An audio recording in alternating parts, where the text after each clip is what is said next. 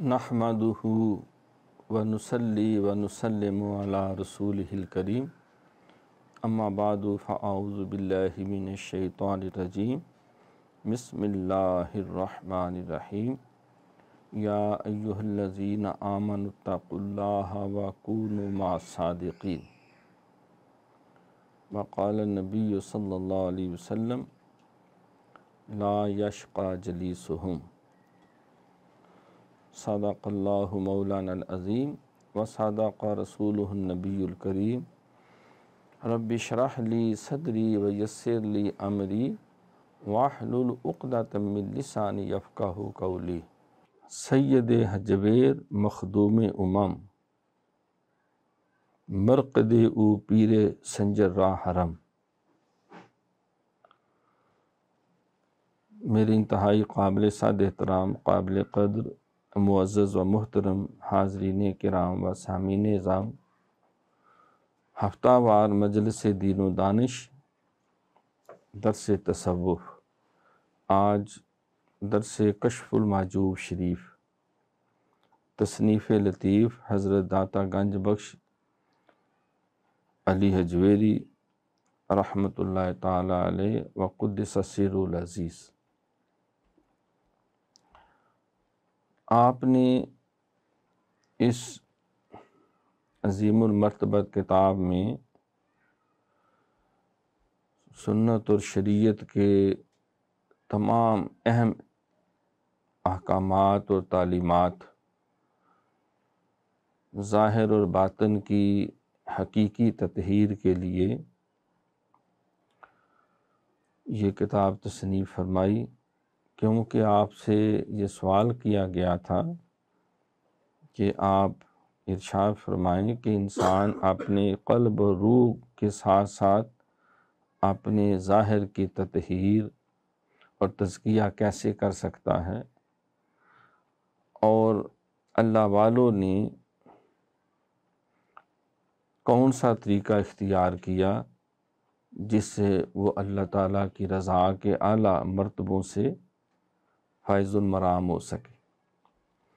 تو اس کے جواب میں پھر بالوضاحت آپ نے یہ پوری کتاب تحریر فرمائی۔ حضور اکرم نور مجسم صلی اللہ علیہ وسلم کے جملہ صحابہ کرام میں جو نمائندہ صحابہ ہیں، بالخصوص طریقت اور تصوف کے حوالے سے خلفائے راشدین، عشرہ مبشرہ، اور پھر اصحاب بدر میں سے، سابقون الاولون میں سے، پھر اسی طرح آگے تابعین سے، پھر تبع تابعین۔ تو ہم تبع تابعین کے ضمن میں داتا حضور نے جن جن اللہ والوں کا ذکر کیا، آج یہ 18ویں فصل میں حضرت معروف کرخی رحمۃ اللہ تعالی علیہ ہیں، بہت ہی مشہور نام ہے۔ آپ فرماتے ہیں اصل متن فارسی میں ہے اور اس کا اردو ترجمہ قاضی، اردو ترجمہ مولوی فیروز ہنز والے، انہوں نے جو ترجمہ کیا اور اس کو شائع کیا، اور کئی دہائیوں سے جو عام فہم اور اردو محاورے کے مطابق بہترین ترجمہ سمجھا جاتا ہے، اس سے یہ تحریر میں پڑھ رہا ہوں۔ حضرت معروف کرخی رحمۃ اللہ تعالی علیہ تبع تابعین رحمہم اللہ تعالی میں سے ایک رضا الہی کی درگاہ سے تعلق رکھنے والے حضرت علی بن موسیٰ الرضا، موسیٰ رضا رضی اللہ تعالیٰ عنہ کے تربیت یافتہ حضرت ابو محفوظ معروف بن فیروز الکرخی رحمۃ اللہ تعالیٰ علیہ ہیں۔ آپ مشائخ متقدمین اور ان کے سرداروں میں سے ہوئے ہیں۔ جوان مردی میں مشہور اور پرہیزگاری و رجوع اللہ میں زبان زدے خاص و عام ہیں۔ ترتیب کے لحاظ سے آپ کا ذکر مقدم ہونا چاہیے تھا، لیکن میں نے دو پہلے بزرگ مؤلفین کی موافقت سے کہ ان میں ایک صاحب نقل اور دوسرے صاحب تصرف ہیں، اس مقام پر درج کیا ہے۔ اول ان میں سے شیخ متبرک ابو عبد الرحمن اسلمی رحمۃ اللہ علیہ ہیں، یعنی جو صاحب جس طرح آپ نے نقل ہے، جنہوں نے بہت سی کتابیں تحریر کی، کہ ان کی کتاب میں یہی ترتیب ہے۔ اور دوسرے استاد ابو القاسم القشیری رسالہ قشیریہ، جنہوں نے طریقۃ التصوف کی پہلی کتاب مرتب کی، باضابطہ رضی اللہ عنہ ہیں۔ ان کو آپ نے صاحب تصرف جو ہے وہ فرمایا، اس لیے کہ ان کی اس کتاب کی تحریر پہ جتنا ادم مچا تھا اور جس قدر آپ پہ تنقید ہوئی تھی اور جس قدر فتوے جو ہیں جڑے گئے، دال مدل اور کفر سے لے کر جو کسی کے منہ میں آیا اس نے اس وقت کہہ دیا، جو علماء ظواہر تھے۔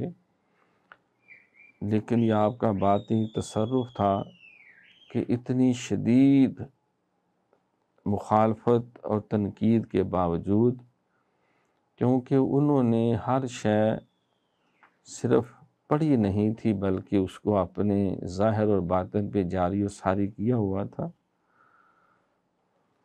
اور انہوں نے قرآن و سنت کی اصل روح جو ہے دین اسلام کی، اس کی آپ نے ترجمانی فرمائی تھی۔ لہٰذا صدیاں گزر جانے کے باوجود آج بھی طریقت اور تصوف میں اسی کو پہلی کتاب ہونے کا شرف حاصل ہے۔ تو آپ فرماتے ہیں کہ انہوں نے اپنی اس کتاب میں جو ترتیب صحابہ کرام اور تابعین کے بعد تبع تابعین کی جو ترتیب بنائی ہے، اس میں کیونکہ آپ کا نام حضرت معروف کرخی کا حضرت عبد الرحمن الدرانی جو ہے صاحب کا اسی جگہ ہے، حالانکہ بعض بڑے بڑے اولیاء کرام جو آپ ان کے استاد کے درجے میں ہیں، مشائخ کے درجے میں ہیں، تو میں نے ان کی ہی ترتیب کو پیش نظر رکھتے ہوئے ان کا نام یہ 18ویں فصل میں، ورنہ میرے خیال میں یہ ابتدائی فصلوں میں آنا چاہیے تھا۔ تو اس کو کہتے ہیں طبقات، جس طرح طبقات صحابہ ہیں، طبقات ابن سعد مشہور ہیں، اسی طرح طبقات تابعین ہیں، طبقات تبع تابعین ہے، متقدمین قدیم، متاخرین بعد والے، جدید نئے۔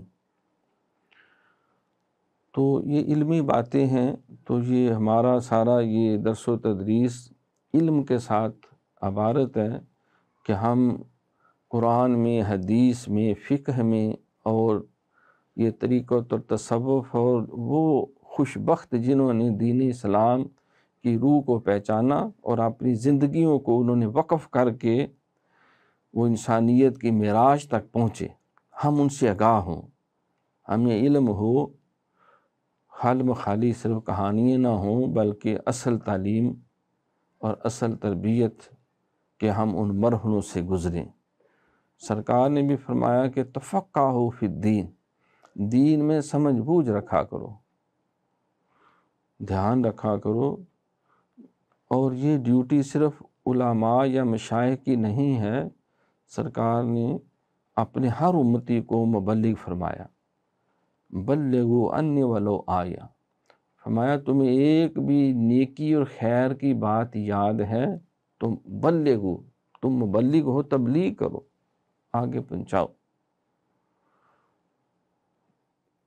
یہ بھی ارشاد فرمایا کہ جو کوئی تم میں سے کوئی برائی دیکھے، وہاں کوئی شرط نہیں وہ صرف مولوی کا کام ہے یا وہ صوفی کا کام ہے یا شیخ القرآن یا شیخ الحدیث و تفسیر کا کام ہے، ہر کلمہ پڑھنے والا جو تم میں سے کوئی برائی دیکھے تو اس کو روکے۔ ہاتھ سے یا زبان سے یا دل سے برا سمجھے۔ من را منکم منکرا فلیغیرہ بیدہ فإن لم یستطع فبلسانہ فإن لم یستطع فبقلبہ وذلک اضعف الایمان۔ فرمایا جو یہ کام بھی نہیں کرتا تو وہ ایمان کی حقیقی روح سے فارغ ہے۔ یہ ایمان کا کمزور ترین درجہ ہے کہ دل سے برائی کو برا سمجھے اور اس سے اپنا دامن بچائے۔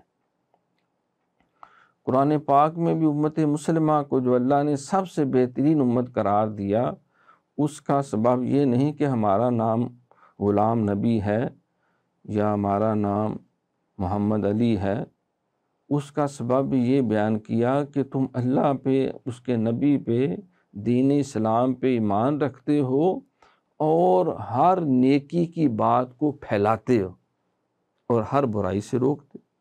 کنتم خیر امۃ اخرجت للناس تأمرون بالمعروف وتنہون عن المنکر وتؤمنون باللہ، کہ تم بہترین امت ہو اس لیے کہ تم نیکی کی باتیں بیان کرتے ہو، حکم دیتے ہو اور برائیوں سے روکتے ہو اور اللہ پر ایمان رکھتے ہو۔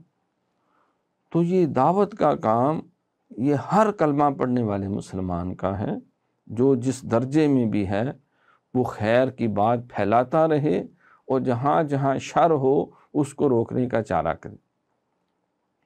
تو تب ہی پھیلائے گا جب اس کے اپنے پلے کوئی علم اور خیر کی بات ہو۔ اسی لیے سرکار کو اللہ نے یہ فرمایا کہ اے میرے محبوب تم دعا کیا کرو رب زدنی علما، قل رب زدنی علما، کہو اے اللہ میرے علم میں اضافہ کر اور ادا۔ تو علم عمل کو آواز دیتا ہے، عمل اخلاص کو آواز دیتا ہے، اخلاص مخلوق خدا کی رشد و ہدایت کا جو ہے وہ اس کا پیغام دیتا ہے۔ تو یہ علم کی باتیں اس کو کہتے ہیں طبقات۔ طبقات صحابہ، سب سے سرکار کے بعد افضل البشر بعد الانبیاء سیدنا صدیق اکبر رضی اللہ، کیونکہ سارے صحابہ نے مجموعی طور پر ان کے ہاتھ پہ بیعت کی اور ان کو خلیفۃ المسلمین کی حیثیت سے اپنا مقتدا رہنما بنایا اور ان کی امامت اور اقتداء میں ساری زندگی نمازیں ادا کیں اور قرآن و سنت کی تعلیمات پہ خود بھی عمل کیا اور آگے اس کو پھیلایا۔ پھر اس کے بعد سیدنا فاروق اعظم، پھر سیدنا عثمان غنی، پھر سیدنا علی مرتضیٰ شیر خدا رضی۔ تو یہ چار خلفائے راشدین جن کو کہتے ہیں، اس کے بعد پھر جو عشرہ مبشرہ ہیں جنہیں سرکار نے زندگی میں حضرت زید، حضرت طلحہ، حضرت عبد الرحمن بن عوف، حضرت سعد بن ابی وقاص، حضرت ابو عبیدہ ابن جراح رضی اللہ تعالیٰ عنہم، یہ طبقات ہو رہے ہیں فضیلت میں۔ خلفائے راشدین جو خلافت کی ترتیب وہی ان کی عظمت اور فضیلت کی ترتیب۔ اس کے بعد پھر جو باقی 6 عشرہ مبشرہ ہیں جنہیں زندگی میں سرکار نے فرمایا کہ تم آج کے بعد جو مرضی عمل کرو جنت اللہ نے تمہارے لیے مخصوص فرما دی، تم جنتی ہو۔ اس کے بعد پھر جو ہے جو قرآن پاک کے اندر ہے کہ جو اصحاب بدر ہیں جن کے لیے بے شمار اللہ کی بارگاہ سے، ان میں بھی پھر وہ جو مہاجرین ہیں، پھر ان میں وہ اس کے بعد جو انصار ہیں۔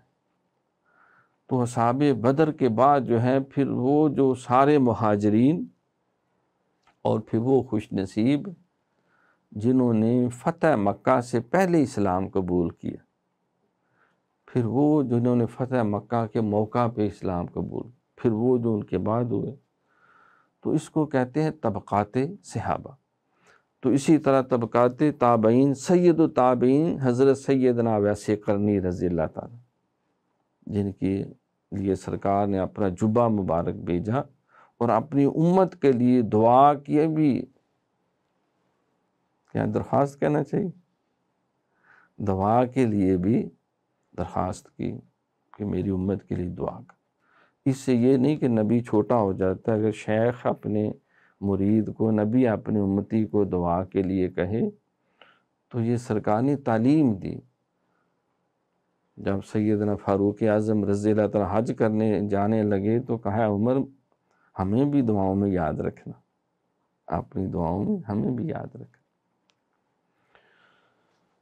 تو سید التابعین حضرت سیدنا ویسے قرنی رضی اللہ تعالیٰ عنہ، اس کے بعد پھر بالترتیب اس کی بھی جس طرح انہوں نے بنائی، پھر تابعین کے بعد تبع تابعین، کیونکہ سرکار نے 3 زمانوں کے لیے فرمایا کہ بہترین زمانے ہیں، میرا زمانہ اور صحابہ کا، دونوں ہم اثر ہے آپس میں۔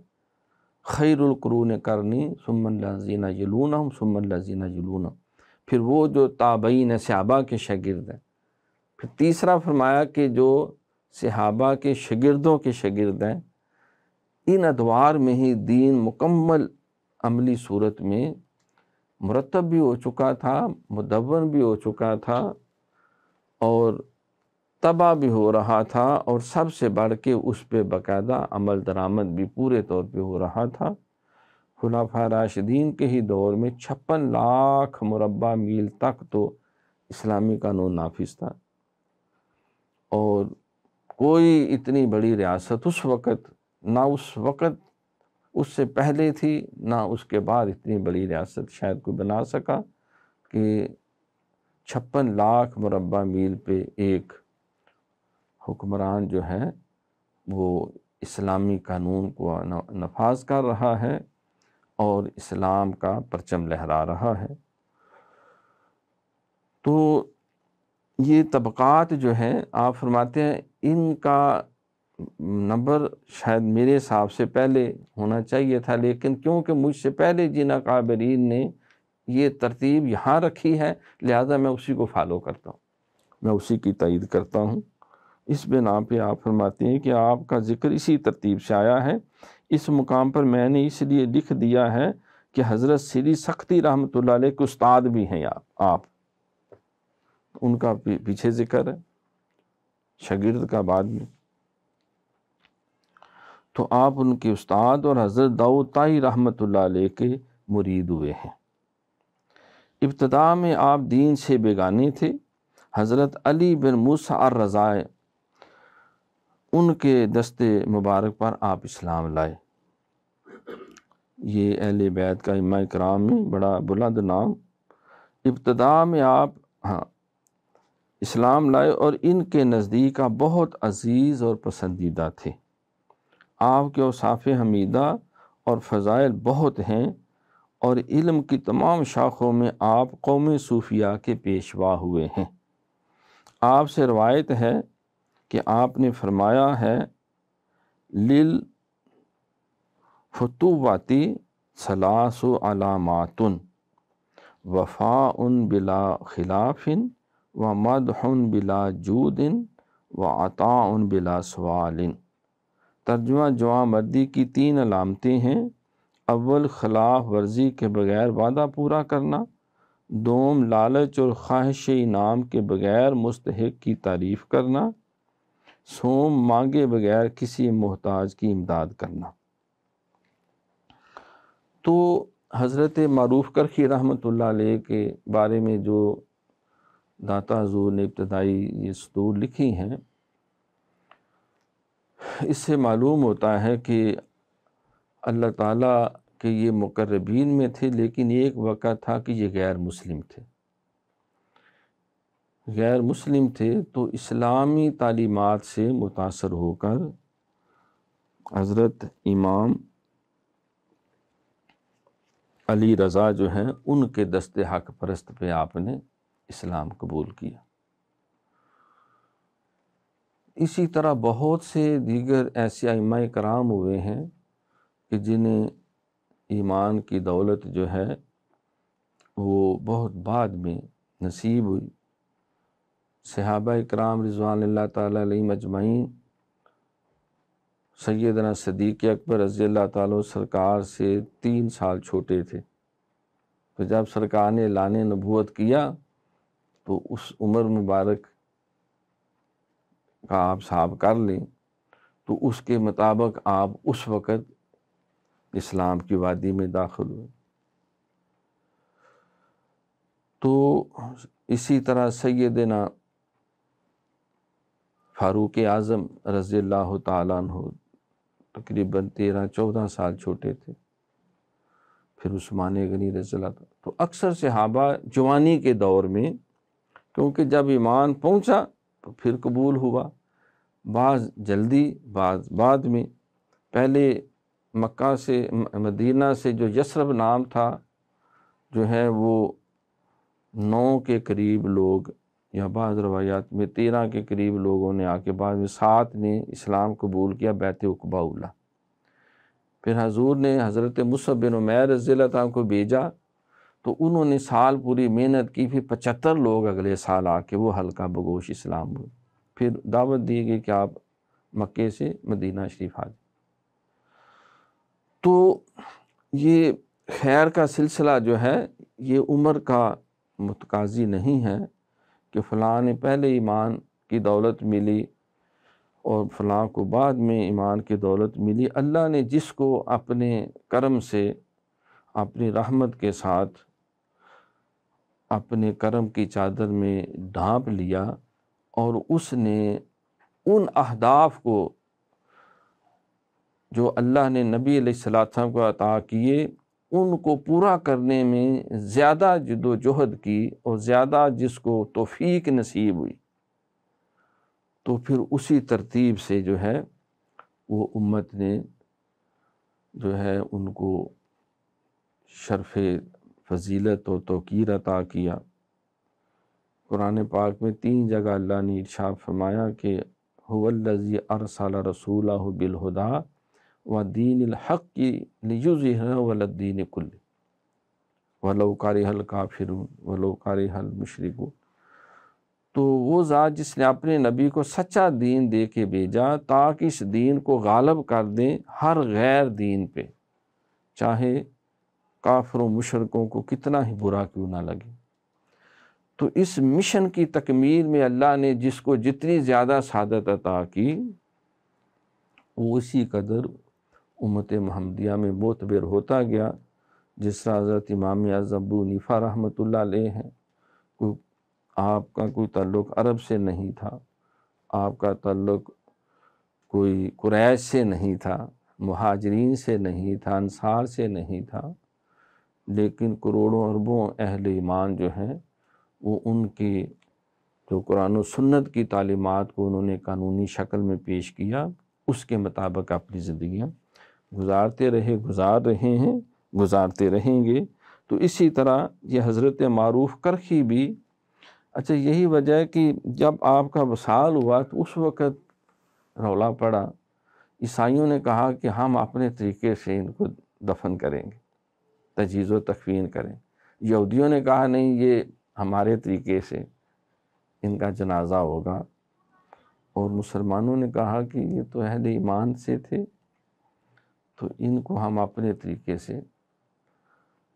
تو ان کے جو خاص مرید تھے انہوں نے کہا کہ میری شیخ نے فرمایا تھا کہ جب میں فوت ہو جاؤں تو میرا جنازہ یہ لوگ جو دعویٰ کریں انہیں کہ اٹھا لو، جو اٹھا لے تو اسی کے طریقے کے مطابق جو ہے وہ میرا نماز جنازہ پڑھا جائے اور تجہیز و تکفین کی جائے۔ تو موقع دیا گیا، پہلے عیسائیوں کو، وہ سارے اکٹھے ہو کے آئے ان کی چارپائی اٹھانے کے لیے، وہ پورا زور لگا بیٹھے لیکن چارپائی ان سے زمین سے اوپر اٹھی نہیں۔ پھر یہودی آئے، انہوں نے بھی پورا زور لگا لیا تو وہ بھی نہ اٹھا سکے۔ پھر مسلمانوں نے آیا تو ایسے اٹھا رہے جیسے کوئی پھول کو اٹھاتے۔ تو اللہ تعالیٰ نے ان کے فوت ہونے پہ بھی ان کی یہ کرامت کا ظہور کیا۔ جس طرح حضور سیدنا پیر میرے علی شاہ گولوی رحمۃ اللہ علیہ جب وہ اس علاقے میں آباد ہوئے تو آپ کے والد حضرت پیر سید نظر محمد رحمۃ اللہ تعالیٰ علیہ، تو یہاں کچھ سادات گھرانے تھے جو اہل تشیع سے تھے، انہوں نے کہا کہ جو سید ہو اور وہ سنی ہو تو سید ہی نہیں۔ تو آپ نے کہ والد صاحب نے فرمایا کہ جو سید ہو سنی نہ ہو وہ کس بات کا سید ہے؟ تو رولا پڑ گیا۔ انہوں نے کہا اپنے سید ہونے کی دلیل دیں۔ آپ نے پورا شجرہ نسب تو بتایا ہی تھا، لیکن فرمایا کہ یہ میری ٹوپی ہے، تم اٹھا لو زمین سے، اگر تم اٹھا لو تو میں مان جاؤں گا کہ واقعی اہل تشیع میں بھی سید ہے۔ وہ سارے پورا زور لگا کے ان کی ٹوپی زمین سے اٹھانے میں لگے رہے، وہ ٹوپی نہیں اٹھا سکے۔ آپ نے فرمایا تم بتاؤ پھر میں سید ہوں یا نہیں ہوں، اور کھرا ہوں کہ نہیں ہوں، سچا ہوں کہ نہیں۔ اب ٹوپی کو اٹھانے کا 2 سال کا بچہ بھی اٹھا سکتا ہے، وہ سارے کے سارے جو ہیں جوان مرد ان کے ٹوپی نہ اٹھا سکے۔ تو یہ آپ کی کرامات میں میرے منیر کے اندر بھی آپ کے والد بزرگوارم کی کرامت لکھی ہوئی ہے۔ تو انہوں نے کہا جو جنازہ اٹھا لے بس ٹھیک ہے، تاکہ سارے مرنے پہ بھی پتہ چل جائے کہ حق راستہ کون سا ہے، صداقت کا راستہ کون سا ہے۔ تو وہ سارے مل کے نہ اٹھا سکے۔ یہ رئیس احمد جعفری نے بھی جو ہے انوار اولیاء کے اندر یہ واقعہ نقل کیا ہے۔ بلکہ آپ کا یہ کہ جس وقت آپ مسلمان ہو کے گھر تشریف لائے تو آواز، دروازہ کھٹکھٹایا، پوچھا کون ہے؟ کہا کہ میں معروف ہوں۔ تو اندر سے والدہ نے پوچھا کہ تم کس مذہب پہ اب قائم ہوئے ہو؟ کہا کہ میں دین محمدی پہ قائم ہو گیا ہوں۔ کیونکہ وہ مسلمان نہیں تھے۔ آپ نے جس محبت اخلاص سے آواز دی، فوراً دروازہ کھولا کہ اگر تم دین محمدی پہ ہو تو ہم بھی لا الہ الا اللہ محمد رسول اللہ پڑھتے۔ دروازہ کھولتے ہی آواز اور شکل دیکھتے ہی وہ سارے جو ہے وہ ان کے خاندان کے لوگ حلقہ بگوش اسلام ہو گئے۔ یہ بھی آپ کی کرامات میں، اسی لیے داتا حضور نے اس حوالے سے یہ بات بھی بیان کی۔ ایک دفعہ کسی نے دیکھا کہ آپ عید کا دن ہے اور کھجور کی گٹھلیاں اکٹھی کر رہے ہیں۔ حضرت سری سکتی رحمۃ اللہ علیہ جو انہوں نے آپ کیونکہ استاد تھے، وہ شاگرد تھے آپ کے، تو کہا حضور آپ کیا کر رہے ہیں استاد محترم؟ کہا کہ وہ ایک بچہ ادھر رو رہا تھا کہ میں یتیم ہوں اور میرے پاس کوئی پیسہ دلا بھی نہیں کہ میں خوشی سے اس خوشی کے موقع میں شریک ہو سکوں، تو مجھے اور کوئی صورت نظر نہیں آئی اور میرے پاس تھا نہیں، میں پھر یہ گٹھلیاں اکٹھی کر کے ابھی بیچ کے جو پیسے ملیں گے تو پھر میں بچے کو کہہ رہا تھا میں نے اخروٹ کھانے ہیں پیسے کوئی، تو اخروٹ بھی اس کو لے دوں گا اور بھی جو چیز اس کا دل چاہتا۔ تو کہا حضور آپ ہمیں اذن عطا فرمائیں، موقع دیں، میں آپ کا خادم ہوں، غلام ہوں، شاگرد ہوں، تو مجھے آپ فرمائیں۔ لیکن وہ مسلسل اکٹھی کر رہے تھے۔ کہتے پھر میں ان کو بچے کو ساتھ لیا اور اللہ نے جو مجھے وسائل دیے تھے اس کو کپڑے بھی دیے، کھانا بھی دیا اور ساتھ اخروٹ بھی دیے۔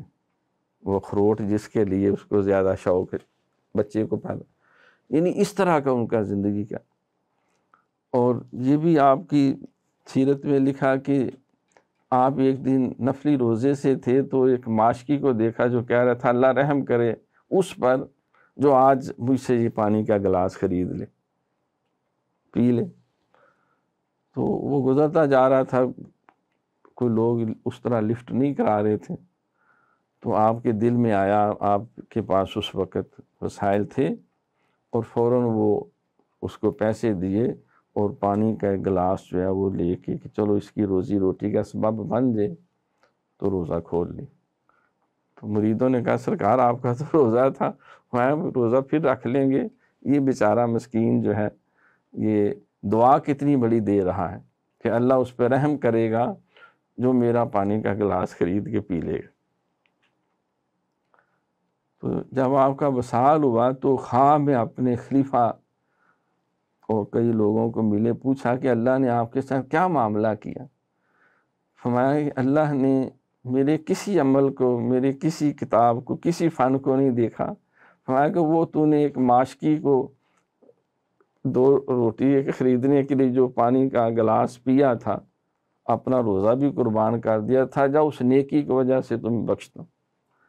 تو وہ ماشکی کا گلاس ایک پانی کا، اس لیے بعض کا تو بزرگ کہتے ہیں یہ گلیوں بازاروں میں کوئی چھوٹی چھوٹی چیزیں بیچتے ہیں، کوئی کھکھڑ بوڑا بیچ رہا ہے، کوئی پکانے غبارے بیچ رہا ہے، کوئی بیچارے گھر سے آئے ہوتے ہیں 100 ہرس امید لے کے۔ تو بے شک ہماری طلب اور ضرورت نہیں بھی ہے، تو اگر اللہ نے ہمیں گنجائش دی ہے تو ان کی دل جوئی کے لیے، محبت کے لیے جو ہے وہ ایسی شے لے بھی لیں تو کوئی ہم غریب یا مسکین نہیں ہو جائیں گے۔ کسی جگہ انٹرویو کے لیے نا غبارے والے کو لائے، تو انہوں نے پوچھا آپ بالکل وڈیرا سا بابا، اس نے کہا میں 100 پکانے جو ہے غبارے بیلون ڈیلی تیار کرتا ہوں، تو 2 روپے کے دیتا ہوں، تو میرا آرام سے جو ہے جتنا خرچہ ہوتا ہے 100 روپیہ بچ جاتا ہے، اور میری ضرورت کے لیے بڑا ہے وہ، میں اسی سے ضروری چیزیں منڈی شنڈی سے خرید کے لے جاتا ہوں، سستی بھی مل جاتی۔ یہ کچھ سال پہلے کی بات ہے، تو میں بڑا خوش ہوں، اللہ کا بڑا شکر ہے، اور بڑے وقت پہ میں غبارے لے کے جاتا ہوں، وہ سیل بھی ہو جاتے ہیں اور میرا گزارا بھی ٹھیک ہوتا ہے۔ تو یہ لوگ جو ہیں جو، بلکہ مجھے قبلہ عالم کی وہ بات یاد آ گئی، آپ فرمایا کرتے تھے بھائی جب بھی استاد کی خدمت میں جاؤ تو خالی ہاتھ نہ جایا، دعائیں لینی ہیں، برکتیں لینی ہیں۔ بلکہ قرآن پاک میں تو علماء بیٹھے ہوئے ہیں، یہ آیت ہے کہ میرے نبی کی خدمت میں جاؤ تو خالی ہاتھ نہ جاؤ، کوئی ہدیہ تحفہ لے کے جایا۔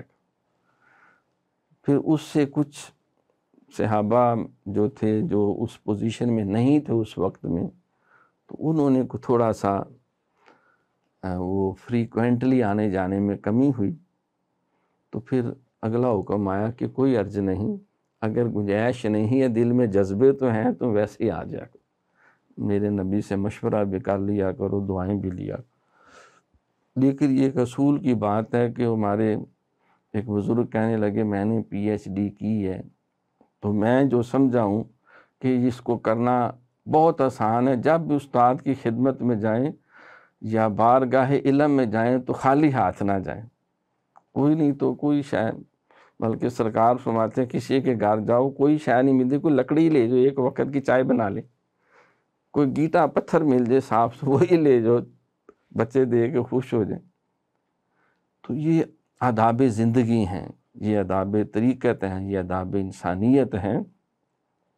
تو قبلہ عالم فرمایا کرتے تھے کہ بزرگوں کے پاس جو توفیق ہو، کوئی ایسی نہیں کوئی بہت لمبا چوڑا ہو، جتنی توفیق ہے، کیونکہ سرکار نے فرمایا تحادوا تحابوا، ہدیہ دیا کرو محبتیں بڑھتی ہیں۔ اور ہدیے میں فرمایا کہ 24,000 فرشتے ساتھ شامل ہو جاتے ہیں جب ہم لے کے جا رہے ہوتے ہیں، تو سرکار نے قسم کھا کے فرمایا کہ قسم ہے اس ذات کی جس کے قبضے میں محمد کی جان ہے، کہ وہ انسان وہاں سے پلٹتا نہیں، اللہ اس سے پہلے دونوں کو بخش دیتا ہے، کیونکہ نبی علیہ السلام کی سنت ہے، سنت سمجھ کے، یہ نہیں کہ وہ بھوکھا ننگا ہے، یہ نہیں کہ ہم جائیں گے تو اس کو روٹی ملے گی، یہ درجن کیلے جو ہیں نہ لے کے گئے تو وہ تو غریب ہو جائے گا۔ مجھے یاد ہے ہمارے ایک محبت والے ہوتے تھے، تو ان کے والد صاحب نے کہا تم کیا مطلب یہ مولویوں شولویوں کو لے آتے ہو روز کیلے کھانے کے لیے آ جاتے۔ تو خیر اس وقت بھی اللہ کا شکر ہے پروفیسر تھا، اللہ کا احسان تھا ہر اعتبار سے، تو اس نے کہا ابا جان یہ خالی مولوی شولوی نہیں ہیں، یہ خود پروفیسر ہیں، اور ہم سارے بھائیوں کی اور آپ کی کمائی ملا کر بھی ان کے مہینے کی تنخواہ پھر بھی زیادہ ہے، تو یہ کیلے شیلے کھانے نہیں آئے، ان کا ٹارگٹ کوئی اور ہے، یہ ہمیں دین سکھانے، قرآن سکھانے، ہمارے دکھ درد میں شریک ہونے کے لیے آئیں۔ تو انہوں نے کہا کیا ملے گا؟ انہوں نے کہا انشاءاللہ سب کچھ ملے گا، اللہ کی توفیق سے دینا اللہ نے ہے، دعا فقیرہ تیرے عمل۔ تو میں نے پوچھا حاجی صاحب کیا دل چاہتا ہے؟ کہتے ہیں میرا دل چاہتا ہے میرا بیٹا جو ہے نا وہ بڑا ایک بیٹا چھوٹا، یہ بھی آپ کی طرح عالم دین یہ وہ سارا کچھ کرے۔ اور یہ چھوٹے ابھی دودھ پیتے ہیں، یہ بھی نیکی ادائی کی راہ پہ چلیں۔ ماشاءاللہ 5 بیٹے تھے، سارے 5 وقت کے نمازی ہیں، رشد و ہدایت کی راہ پہ چل رہے ہیں، اور وہ بڑا بیٹا عالم دین ہے اسلام آباد میں۔ تو یہ ان کا جو کہہ رہے تھے کیلے کھانے کے لیے شاید فاروقی صاحب آ جائے، تو ایسی بات نہیں ہے، ایسا معاملہ نہیں ہے۔ تو یہ محبت، آپ فرمایا کرتے کسی بزرگ کے مزار پہ بھی جاؤ، میں اپنی شیخ کا بات بتا رہا ہوں، کوئی ضروری نہیں آپ 100% اس پہ عمل کریں، انہوں نے ہمیں جو رہنمائی دی وہ آپ تک پہنچا رہا ہوں۔ فرمایا کہ وہاں جو بزرگوں کی مزار پہ جاؤ، ادھر قریب جو دکانیں، وہاں کچھ نہ کچھ شاپنگ کرو، چاہے کوئی شربت کا گلاس ہی پی لو، یا کوئی کتاب ہی خرید لو، یا کوئی اور ایسا، یعنی وہاں جو لوگ بیٹھے ہوئے ہیں ان کی یہ دل جوئی بھی ہے، صاحب قبر سے محبت کا بھی اظہار ہے، لہٰذا جب بھی غزوہ احد کے شہداء کے مزار پہ جاتے ہو وہاں کچھ نہ کچھ شاپنگ کیا۔ آپ نے کافی بزرگوں کے عمل سے بھی اس بات کا ذکر کیا۔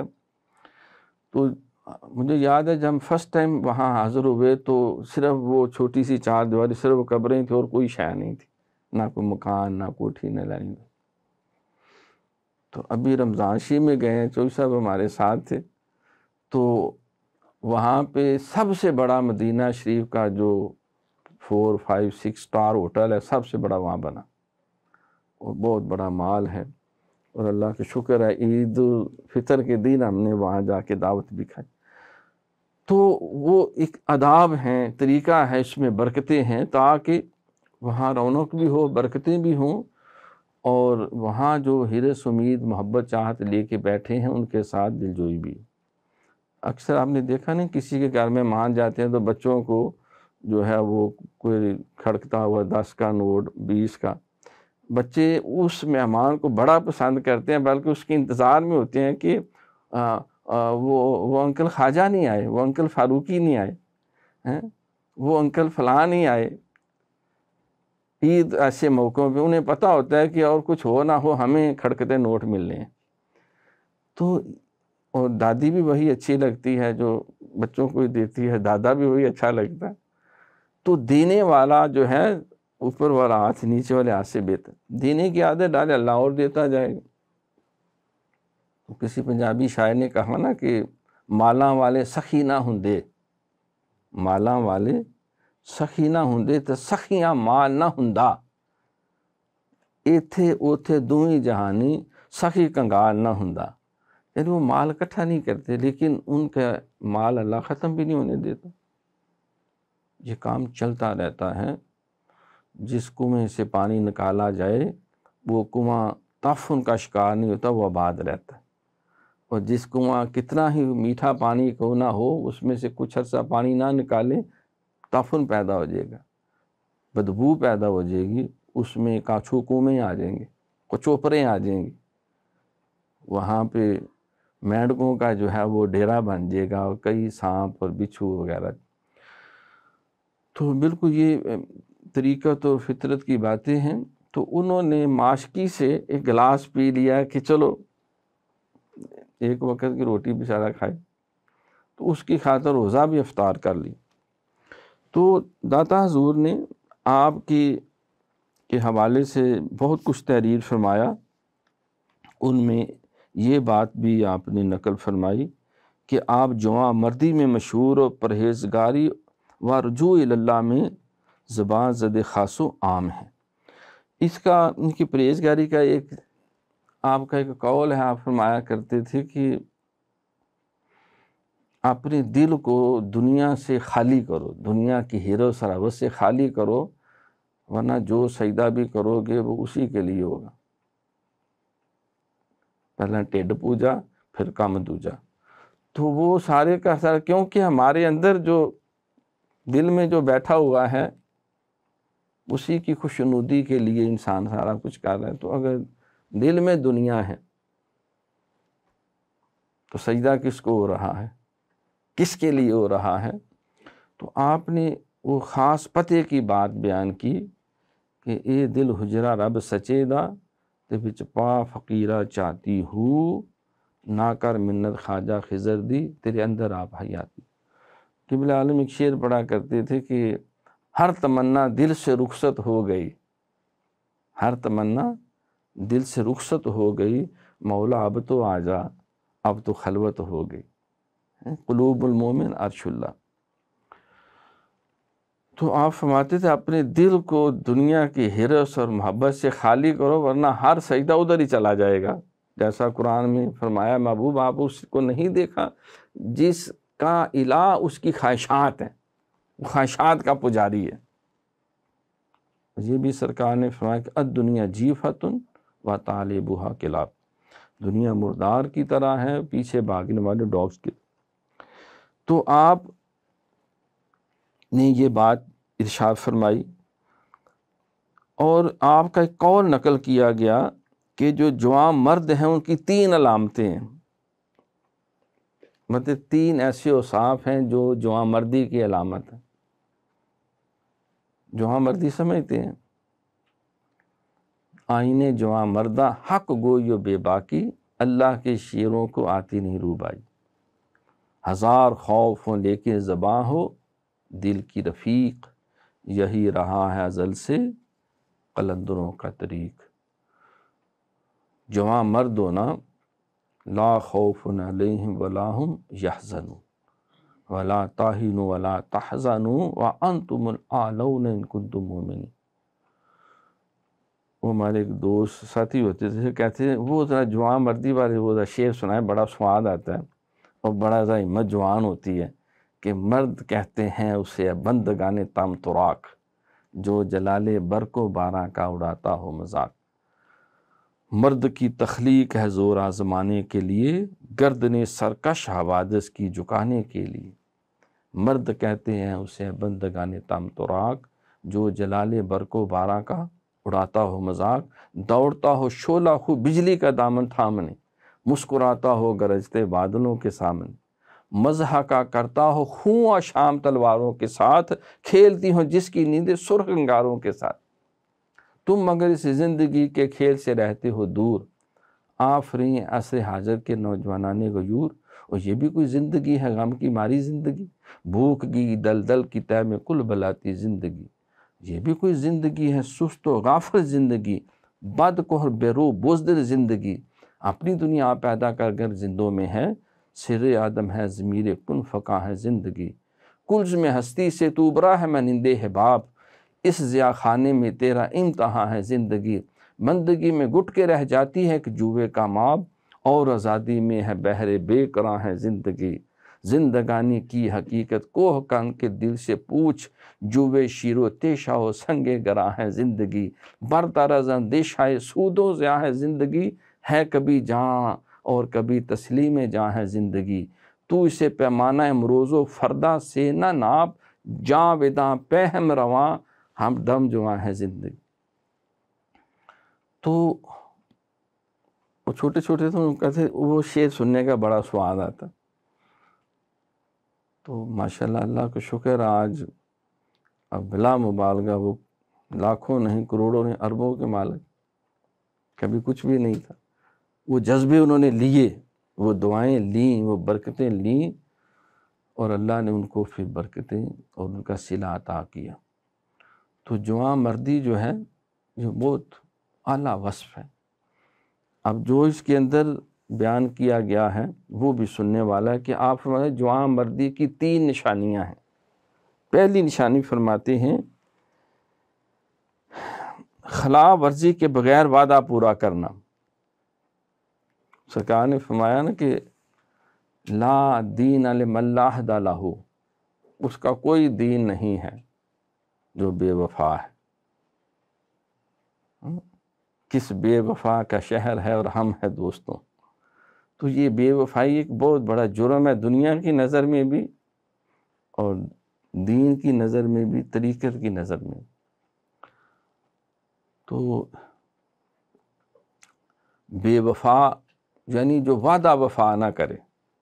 ہم سمجھتے بے وفا وہ ہے جو اپنی بیگم کو چھوڑ کے بھاگ جائے، وہ تو ہے ہی بے وفا بے وفا تو وعدہ وفا نہ کرنے والا، بلکہ سرکار نے تو یہاں تک کہہ دیا وہ ہے ہی بے دین، لا دین نم اللہ لا، وہ بے دین ہے جو وعدہ پورا نہیں کرتا، جو عہد کا جس کو پاس نہیں ہے اس کا کوئی دین نہیں ہے۔ یہ حدیث میں سرکار فرماتے ہیں کہ منافق کی 3 نشانیاں ہیں، اس میں سے ایک نشانی یہ بھی بیان کی جب وعدہ کرتا ہے تو پورا ہی نہیں کرتا۔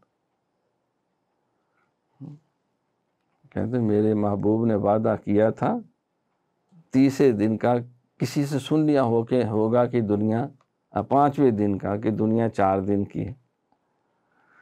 تو ہمارے کردار کے اندر سے یہ تقریباً پوری قوم کے من حیث القوم بڑے بڑے لیڈر اتنے وعدے اور بعد میں ٹھوس ٹائم فش، تو کہتے ہیں رج کے جھوٹ مارو قوم نہ، انہوں نے کل تک بھول جانا ہے، پھر انہوں نے آ کے رہے گا جا کے رہے گا، پکڑ لو۔ کیسی قوم ہے ہم؟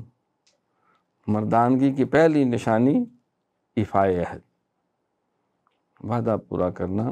صبح عظیم میں بھی ہمارے اینکر صاحب تشریف فرما ہے، تو اس میں بھی بڑی تفصیلی گفتگو ہے۔ تجارت کی دنیا میں وعدہ پورا کرنے والے کو بزدل، کمزور، نکما، نکھڈ، سب سے ناکام انسان سمجھا جاتا ہے۔ جو جھوٹ مارے دونوں ٹخنے جوڑ کے، اور جو گولی دے، چونے لگائے، تھوک لگائے اور اس طریقے سے دنیا کو چکر بازیاں دے، اس کو سمجھا جاتا ہے یہ سب سے دانشور انسان، صحیح بزنس مین۔ تو بلکہ ہمارے بہت اچھے اپنے خیال میں وہ سمجھتا ہے کہ دین کو میں نے تھم دے کے کھڑا کیا ہو، اگر میں ادھر ادھر ہو گیا تو دین شاید گر جائے۔ تو میں نے کہا آپ سنیں بہت زیادہ جھوٹ مارتے ہیں، وعدہ پورا نہیں کرتے۔ کہتے ہیں فاروقی صاحب جھوٹ نہ مارے تو سودا وکدا ہی نہیں، گاہک کو اعتبار ہی نہیں آتا۔ تو جھوٹ بولنا یہ ہماری کاروباری ضرورت ہے، بعض کی سیاسی ضرورت ہوتی ہے، بعض کی اور کئی ضرورتیں ہوتی۔ تو جھوٹ قابل مذمت ہے، لعنت اللہ علی الکاذبین، اور اللہ کا فرمان ہے کہ جھوٹوں پہ اللہ کی لعنت۔ سرکار نے فرمایا کہ الصدق ینجی والکذب یہلک۔ یہ ساری حدیثیں یاد ہیں ہمارے ساتھیوں کو۔ اصل چیز ہے عمل، جو ہے عمل سے زندگی بنتی ہے، جنت بھی جہنم بھی۔ یہ خاکی اپنی فطرت میں نہ نوری ہے نہ نار۔ یہاں جو وعدہ ہے نا بنیادی، تو وہ اللہ سے بھی ہم نے قید کیا ہوا ہے۔ الست بربکم قالوا بلی، ہم نے رسول اللہ صلی اللہ علیہ وسلم سے بھی یہ قید کیا ہوا، جب ہم نے کہا تھا نا لا الہ الا اللہ محمد رسول اللہ، یہ ایک عہد ہے۔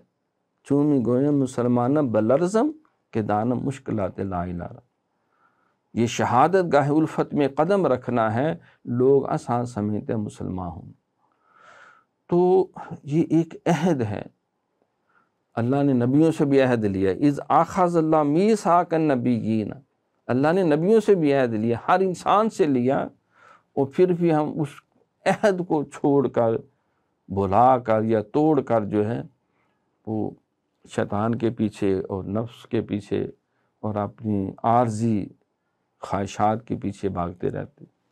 تو فرمایا سب سے بڑا صوفی وہ ہے جو عہد کا پکا ہو۔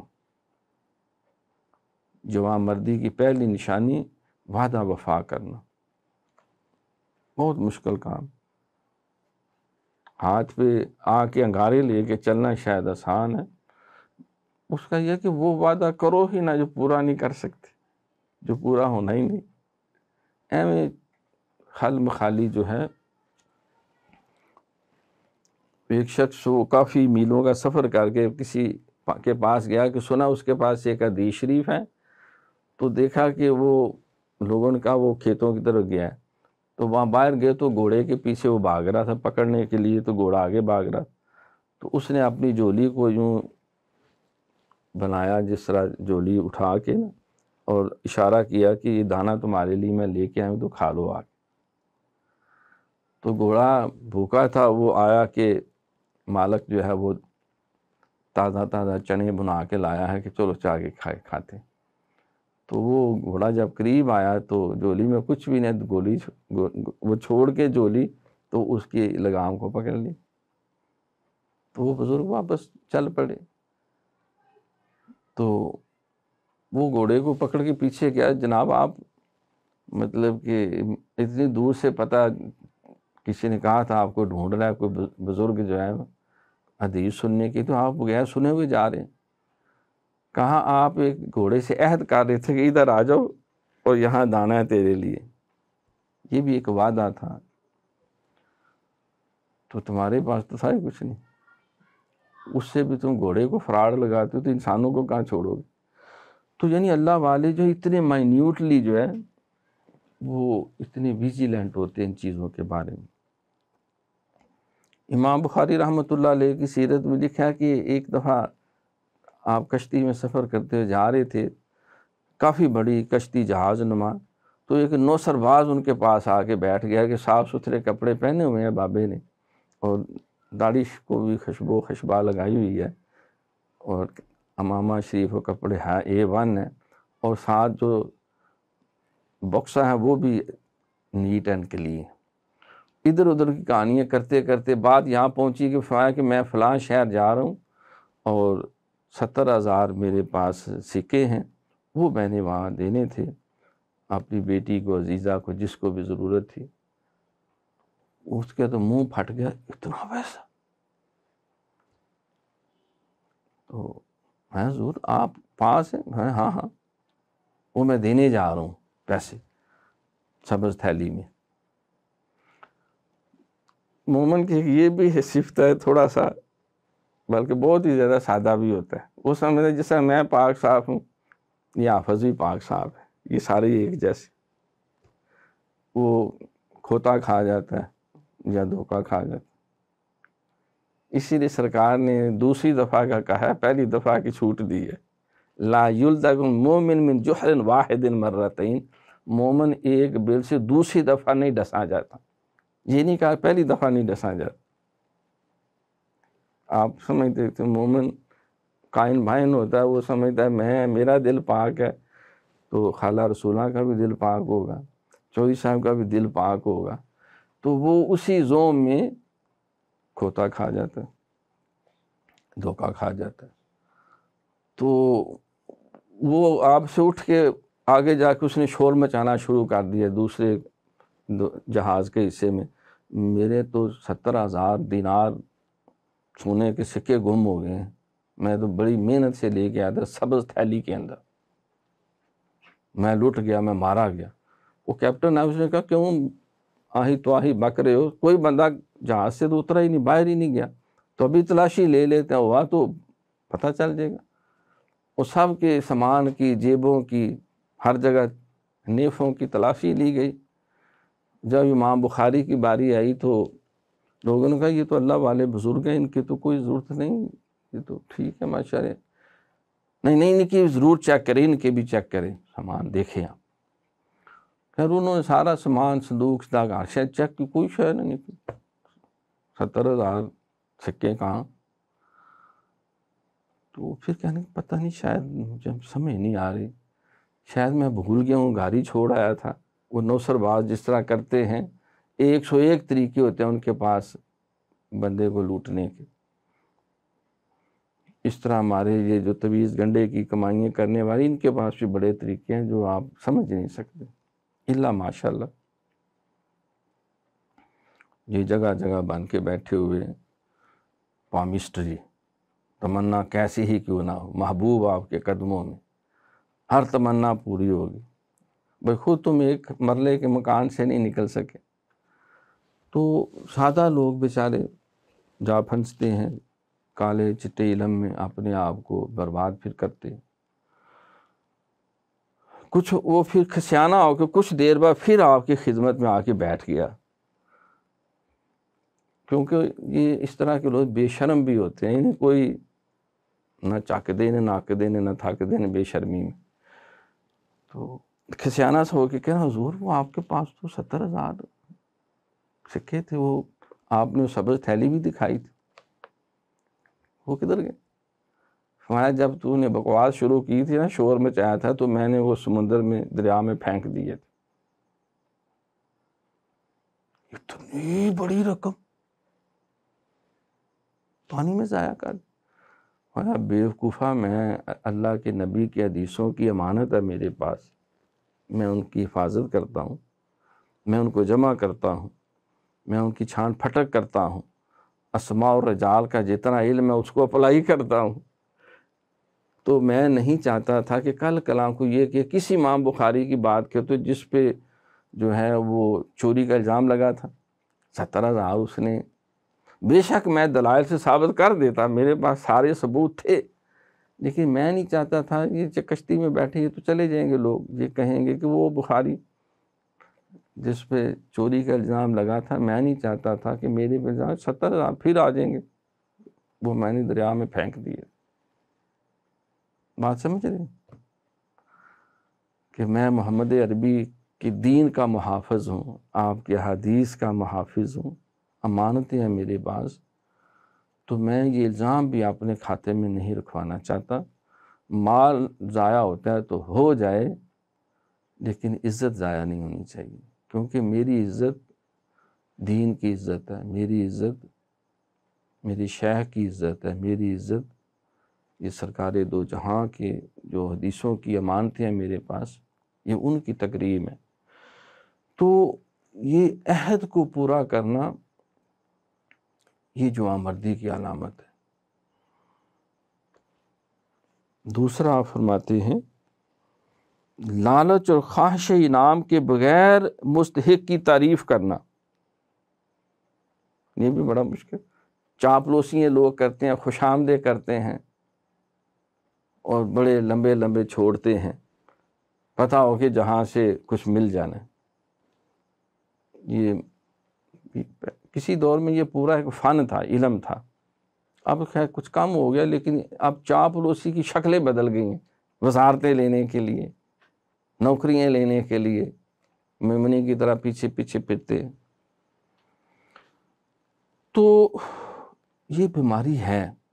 پہلے تو فن تھا باقاعدہ، جتنے بڑے بڑے ہوتے تھے یہ نواب جو ہیں، وہ نواب اتنا بڑا نواب اس کو سمجھا تھا جتنا بڑا اس کے پاس جھوٹا اور زمین آسمان ایک میں لانے والا شاعر ہوتا تھا، ان کے قصیدے لکھتے تھے، لمبی لمبی چھوڑتے تھے، کیا بات ہے، ہستی خام خواہ، کنگ آف نو لینڈ، فلاں فلاں فلاں، ماں بدولت تشریف لا رہے ہیں، جتنی لمبی ہیں ہوتی اتنی لمبی تو یہ ایک فن ہے۔ بادشاہوں میں بھی یہی ہوا، یہ اکبر کے 9 رتن دیکھیں، اور بعد میں اور اس سے پہلے جو ہے باقاعدہ بادشاہوں نے رکھے ہوتے تھے جو اپنی مرضی کی تاریخ بھی لکھواتے، اور وہ زمین و آسمان کے کلابے ملا ملا کر جو ہے جھوٹے بھانڈ جو ہیں، وہ جہاں علماء کی مسندیں ہونی چاہیے تھی، جہاں پہ سپہ سالاروں کی مسندیں ہونی چاہیے، جہاں مردوں کی مسندیں ہونی چاہیے تھی، وہاں بھانڈوں نے، اور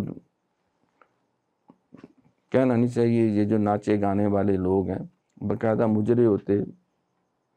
یہ انارکلی کی آج بھی پوری تاریخ موجود ہے اکبر بادشاہ کی، کتنی وہ لونڈیاں کنیزائیں اور کتنے پھر ان کے چاپلوسیاں کرنے والے۔ تو یہ بیماری جو ہے اس نے کئی سلطنتوں کو کھا گئے ہیں، یہ کئی حکمرانوں کو کھا گئے۔ اب کیونکہ یہ تعلیم ہے، تعلیم تو بہرحال تعلیم ہی ہوتی ہے۔ سیدنا فاروق اعظم رضی اللہ تعالیٰ عنہ نے حضرت سیدنا سیف اللہ خالد بن ولید رضی اللہ تعالیٰ اس وقت معزول کر دیا سپہ سالاری سے، جس وقت پورے عالم کفر پہ دھاک بیٹھی ہوئی تھی، ان کے نام کی دہشت تھی۔ جیسے پتہ چلتا کہ خالد بن ولید آ گیا تو فوجوں کے مورال آدھا ادھر ہی ختم ہو جاتا ہے، اب ہارنا ہمارا مقدر ہے۔ جو 200 بندوں کے ساتھ ہزاروں کو لتاڑ جاتا ہے، چند ہزار کے ساتھ لاکھوں کو رگڑ جاتا ہے، تو آپ نے معزول کر دی۔ ان کا جرم کیا تھا؟ کوئی خلاف شرع بات کی نہیں، کوئی جو محرمات ہیں ان میں کمی بھی کوئی نہیں، یہ پتہ چلا کہ آپ نے ایک شاعر کو 10,000 سکے انعام میں دیے ہیں، کیونکہ جب ایک بہت بڑی فتح ہوئی تو بعد میں مل بیٹھے تو اس نے آپ کی شان میں قصیدہ لکھا۔ سمجھ رہے ہیں بات؟ اس وقت تو یہ بڑی عجیب سی لگتی تھی، بھی یہ کیڑی کوئی گل ہے، لیکن آپ کی نگاہ اتنی گہری تھی کہ بہت ساری سلطنتوں کے تخت الٹ جائیں گے چاپلوسوں کی وجہ سے۔ ان کی بہادری شجاعت جو ہے وہ ساری کی ساری اسی حرص اور طمع کی نظر ہو جائے گی کہ ہماری تعریف کریں، وہ سچی ہو یا جھوٹی ہو۔ تو آپ نے غالباً حضرت بلال حبشی رضی اللہ تعالیٰ ان کو بھیجا اور پوچھو کہ یہ 10,000 سکے آپ نے مال غنیمت سے دیے یا اپنی جیب سے دی؟ اگر مال غنیمت سے دیا ہے تو دوہرا مقدمہ خیانت کا، اور وہ دے دیے آگے فضول خرچی کی، اور اگر جیب سے دیے ہیں تو غلط ٹریڈ دیا آپ نے۔ شریعت نے منع کیا ہے کہ ایسے کاموں میں مال اس طرح بانٹ، ان المبذرین کانوا اخوان الشیاطین۔ سپہ سالار کو تو سادگی اور عاجزی اور انکساری کا پیکر ہونا چاہیے، آپ نے تو پابندی لگائی تھی، خبردار ریشمی کپڑا نہیں پہنو گے، گورنر بننے جا رہے ہو، خبردار جو ہے وہ ترکی یا خاص گھوڑے پہ نہیں بیٹھو گے، خبردار اپنے گھر کوئی نوکر ملازم پرسنل اٹینڈنٹ ان ریاستی امور کے لیے نہیں رکھو گے، وعدہ کرتے ہو کہ اپنے گھر کا دروازہ 24 گھنٹے کھلا رکھو گے۔ یہ بنیادی شرطیں ہوتی 3 موٹی موٹی سیدھی سیدھی سی۔ تو اب سادگی اور انکساری، اور تو خیر وہ تحقیق ہوئی، پتہ چلا کہ انہوں نے اپنی پاکٹ سے دیے تھے۔ ہاں تو یہ فضول خرچی، اگر امیر کا یہ کام ہوگا تو نیچے والے کیا کریں گے؟ اگر امیر کا نام لے کر لوگ نمک لینے کی وہ اجازت دے گا، کل پورا گاؤں کا تھا لیں گے، تو آپ نے معذور کر دیا۔ بعد کی تاریخ میں ثابت کیا کہ آپ کی نظر کہاں تک، ایک تو یہ تاثر توڑنا چاہتے تھے کہ فتح جو ہے، اسلام کی فتح شخصیات کی محتاج نہیں ہے، یہ اللہ کے کرم کے ساتھ ہے۔ دوسرا فرمایا جو عدل میرے لیے ہے، میرے گھر کے لیے، وہ سب کے لیے۔ تیسرا جو امیر ہے اس کا کردار اس طرح کا ایک صاف شفاف ہو جو نبی پاک صلی اللہ علیہ وسلم کی سیرت کا ایک جیتا جاگتا نمونہ ہو۔ اور اس طریقے سے یہ قصیدہ گو لوگوں کی سرپرستی کو آپ نے ناپسند کی۔ تو کسی کی تعریف کرنا بغیر لالچ کے، تو مگر یہ کمزوری ہے، کیا کرے انسان؟ آپ پیسے دیں تو دیر کرے وہ قوال جو ہے وہ 18 دفعہ وہی جملہ دہراتا رہے، اللہ جانے کون بشر ہے اللہ، کیونکہ اس پہ پیسے مل رہے ہیں۔ ہوتا ہے نا یہ نعت خواں ایک ہی جملے کو دہراتے چلے جاتے ہیں، آن دیو مال، آنے دو آنے دو آنے دو، ویلیں ہو رہی ہیں، سوٹیں ہو رہی ہیں۔ کبھی لیے ویل؟ آپ بھی ہمارے کتنے بزرگ ویلیں لیتے؟ تو یہ ویلیں جو ہیں اس جس پہ زیادہ ملتی ہے اس کو پھر بار بار دہرایا جاتا ہے، مکرر زیادہ داد مل رہی ہے۔ تو یہ چاپلوسیاں جو ہیں، یہ خوش آمدیں جو ہیں، یہ فلیٹرنگ جو ہے، یہ کوئی مستحسن اعلیٰ وصف اور کردار نہیں ہے، یہ جواں مردی نہیں ہے۔ فرمایا کہ وصف کسی میں ہو، اپنا بیگانہ تعریف کرو۔ جس نے بھی پینسلین بنائی قابل تعریف ہے، جس نے فلاں عمل کیا وہ قابل تحسین ہے۔ 100 دم کر کے بندہ ٹھیک کرتے تھے، وہ ایک گولی اسپرین کی دیتے ہیں، امیر ہو غریب ہو آقا ہو غلام سارے ٹھیک ہو جاتے، دماغ کو سکون آ جاتا، سر درد اڑ جاتی۔ کیا چھوٹا احسان ہے مخلوق کے لیے؟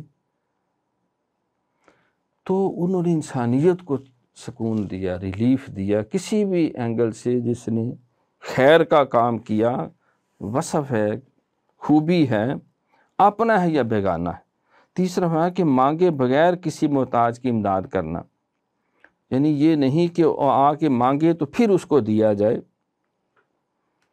اب ہم یہاں کس چیز کا ذکر کریں؟ ہم لوگ اپنے سگے باپ کو بھی جو ہے وہ مانگے بغیر دینے کے لیے تیار کوئی نہیں، ماں کو بھی کوئی نہیں تیار۔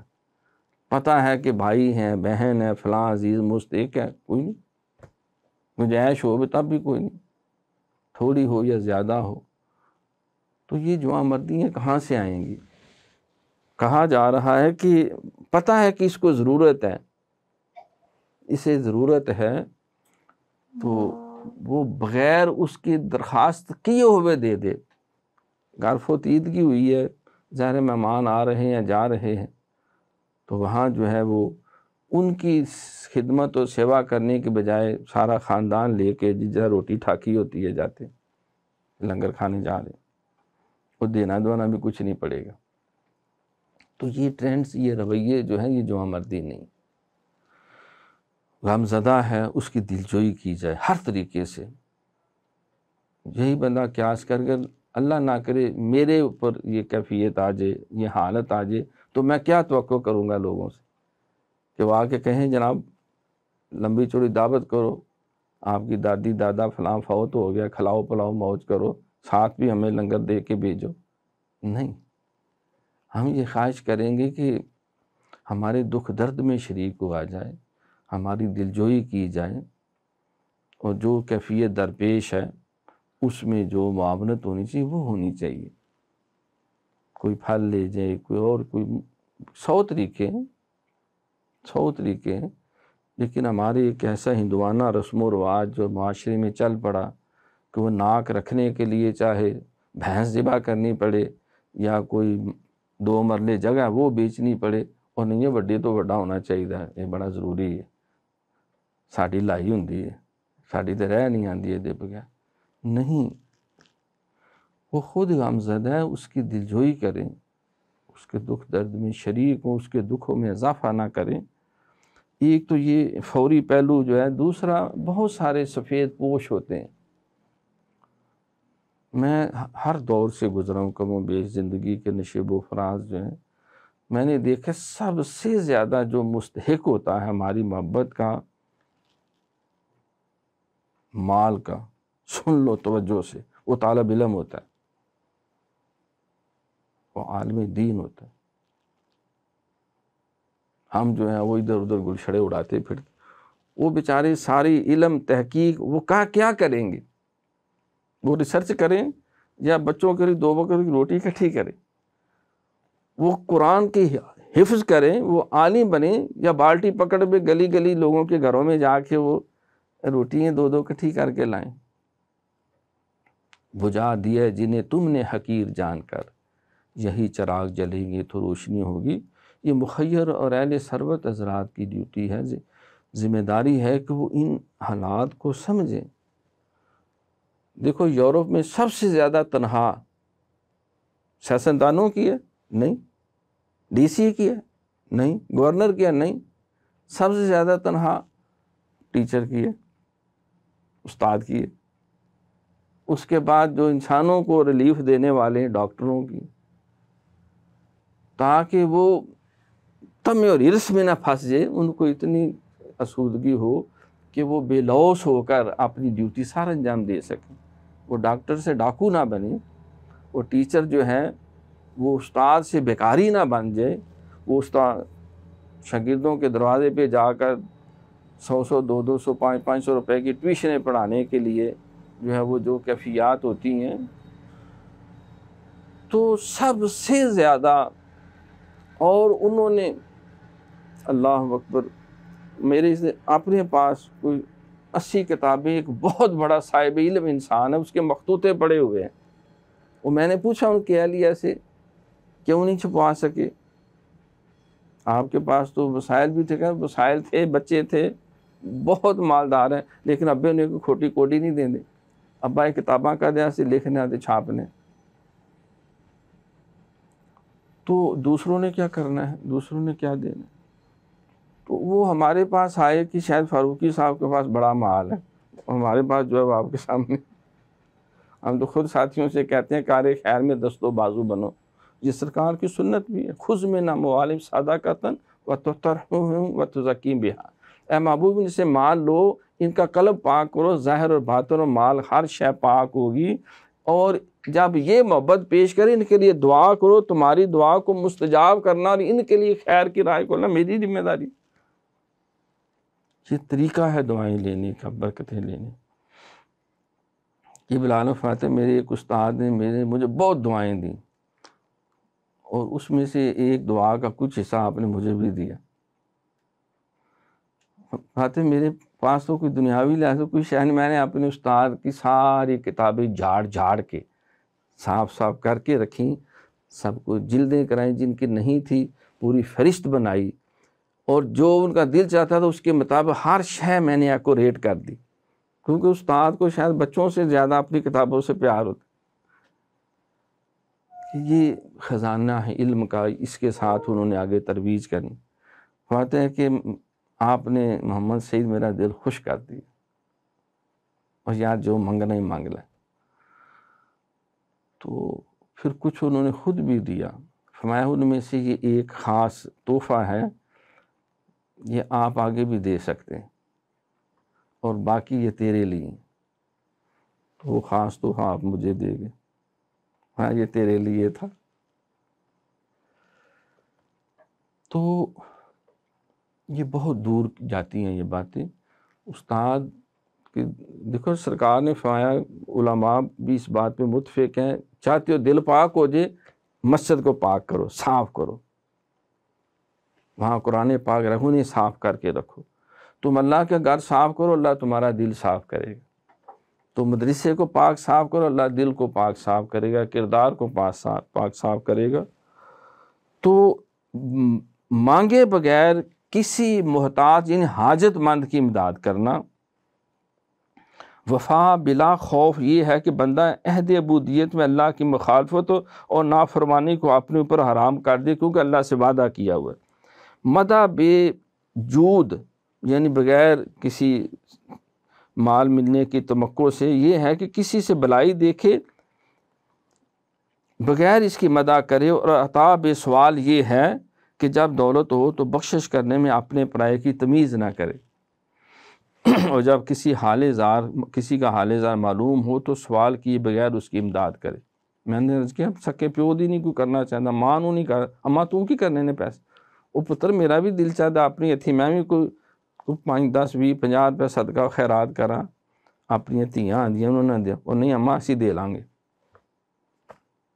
اور پھر بھی وہ بڑے پار صاحب بھی ہیں، متقی بھی ہیں، اور صاحب علم بھی ہیں، ڈاکٹر بھی ہیں، فلاں بھی۔ اور یہ سب باتیں بظاہر اگرچہ مخلوقات کے درمیان وقوع پذیر ہوتی ہیں، یہ تینوں چیزیں سب ان 3 صفتوں سے عارضی طور پر متصف ہوتے ہیں، کیونکہ حقیقت میں یہ تینوں باتیں اللہ تعالیٰ کی صفتیں ہیں۔ کس کی صفتیں ہیں یہ 3؟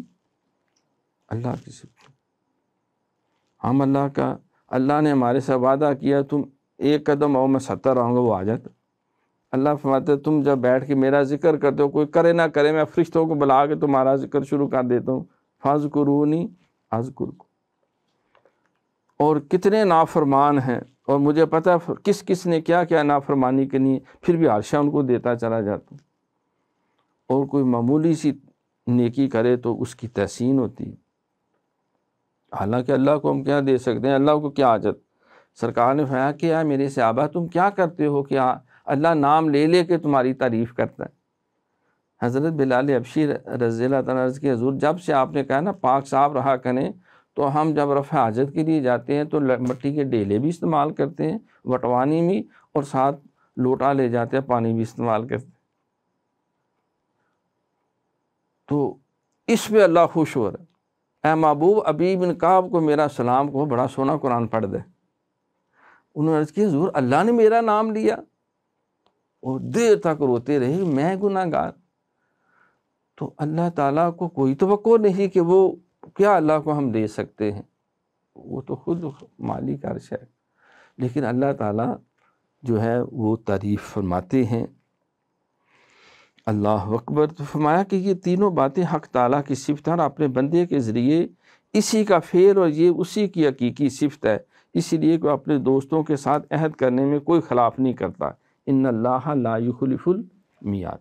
بندہ کتنا ہی اپنے عہد کے وفا کرنے میں خلاف کرے، حق تعالیٰ ان کے ساتھ زیادہ سے زیادہ مہربانی کرتا ہے۔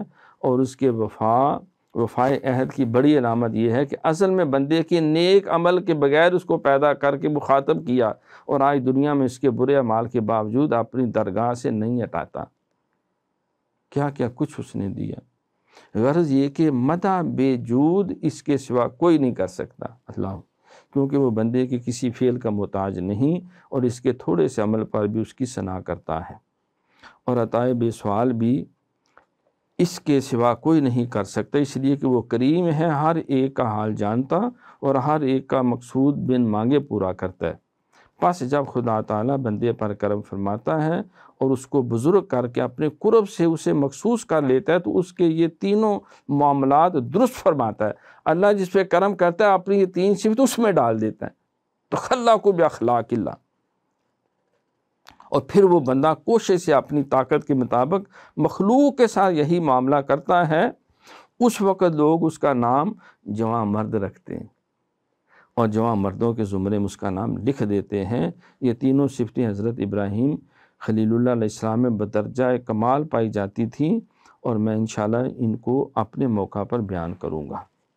اللہ رب العالمین آپ نے ہم تک یہ خیر کی باتیں پہنچائی، اللہ اپنی ساری رحمتیں ان کی تربت میں نازل کرے، اور ہمیں بھی ان پاک باتوں کو، ہمارے کال کو ہمارا حال بنائے، اور ہمیں بھی ان صفتوں سے اللہ تعالیٰ متصف فرمائے۔ وما علینا الا البلاغ المبین۔